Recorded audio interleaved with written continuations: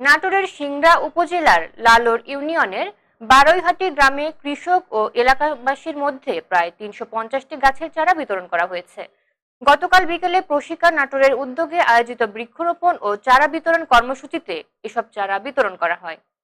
পরিবেশের ভারসাম্য রক্ষা এবং স্থানীয়ভাবে বৃক্ষরোপণে মানুষকে উৎসাহিত করতেই এই উদ্যোগ নেওয়া হয়েছে।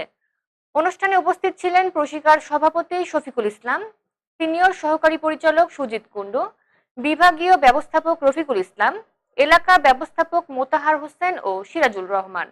এছাড়া শাখা ব্যবস্থাপক রাশিদুল ইসলাম সহ অন্যান্য ক্রেডিট অফিসার ও কর্মকর্তারা উপস্থিত ছিলেন। কর্মসূচিতে কৃষক ও স্থানীয় বাসিন্দাদের হাতে বিভিন্ন ধরনের গাছের চারা তুলে দেওয়া হয়। একই সঙ্গে চারা রোপণ ও পরিচর্যার বিষয়ে তাদেরকে সচেতন করা হয়।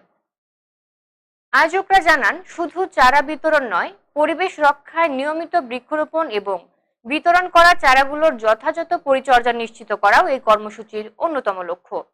স্থানীয় কৃষক ও এলাকাবাসী এমন উদ্যোগকে স্বাগত জানিয়ে বলেন, বাড়ির আঙিনা, রাস্তার পাশ ও পতিত জমিতে এসব চারা রোপণের মাধ্যমে একদিকে যেমন পরিবেশের ভারসাম্য রক্ষা হবে, অন্যদিকে ভবিষ্যতে ফলজ ও বনজ গাছ থেকে আর্থিকভাবেও উপকৃত হওয়া যাবে।